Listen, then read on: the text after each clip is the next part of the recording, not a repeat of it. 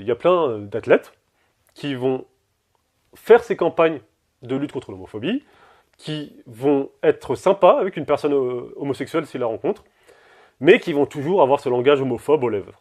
Et pour ça, il reprend l'exemple d'une étude américaine des années 30 avec Richard Lapierre.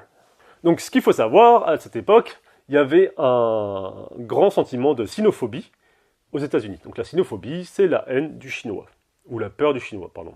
Du coup, Richard Lapierre, il a suivi un couple de Chinois à travers tous les États-Unis. Lui, il se disait, ils vont se faire refuser partout, tellement c'est la haine du chinois de manière sociale, quoi. Et en fait, à sa grande surprise, ils ont été acceptés dans 99 auberges, et ils n'ont été refusés que dans une seule. Du coup, lui, il était perdu, quoi. Il se dit, comment ça se fait? Il rentre chez lui, il fait un questionnaire, il dit, ouais, est-ce que vous accepterez de recueillir un couple de Chinois chez vous? Il l'envoie à toutes ces auberges dans lesquelles ils ont été, et d'autres encore, et toutes lui ont répondu, non, on n'accepte pas les Chinois ici. Et en fait, la leçon était la suivante, c'est que, dans un spectre large, donc au niveau national, avec la télé, les journaux, tout ça, la norme sociale dominante était, ne soyez pas gentils, ne soyez pas accueillants avec les Chinois. Mais une fois face à face, la norme sociale dominante est, moi, en tant qu'aubergiste, je suis accueillant avec le touriste qui vient d'arriver. Et je pense que c'est le même problème avec les sports collectifs.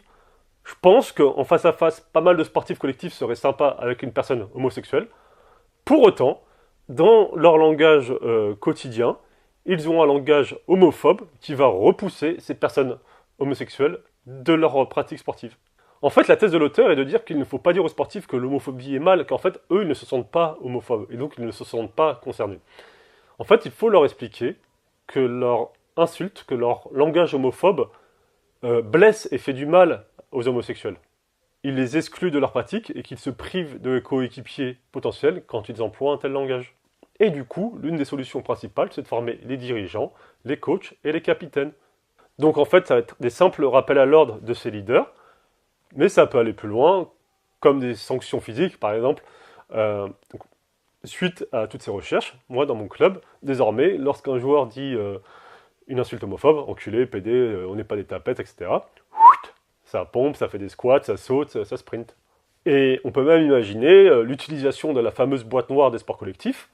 Donc pour ceux qui ne connaissent pas, qui ne sont pas familiers avec le monde du sport collectif, en fait, au début de l'année scolaire, vous mettez en place une boîte noire. Donc dès qu'un mec fait une action de gag, dès qu'un mec arrive en retard, dès qu'un mec plante les coéquipiers, POC, il contribue à la boîte noire.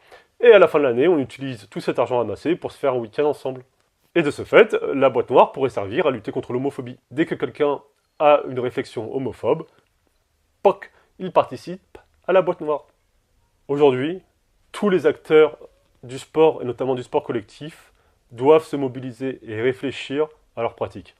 On ne peut pas accepter d'être utilisé pour le mythe du vivre ensemble d'un côté et exclure une population de l'autre.